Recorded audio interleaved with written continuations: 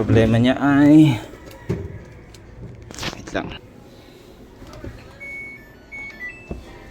4C error daw to. Tagal niya magtimbang. 4C. Ang ginawa ko kahapon. So 1K. Dapat may palo yan. Wala. Diba? Open siya. Ito dapat may palo. Ayan. Dapat ganyan. Ganyan dapat to. Ayan. So check na rin natin kung may binibigay bang signal si board.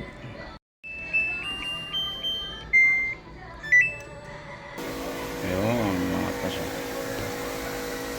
Okay naman yung board na ito. Ito na siya. Palit na tayo.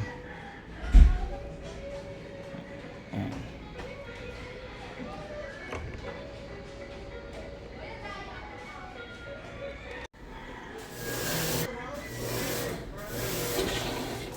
Ito na.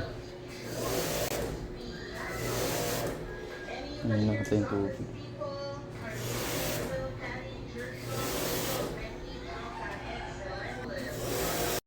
Sira yung ano nyo. Parang pinaka-plunger.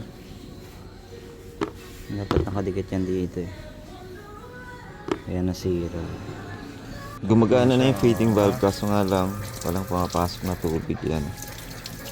So double check natin yung feeding valve. Kaya ano nang gamit? Yan.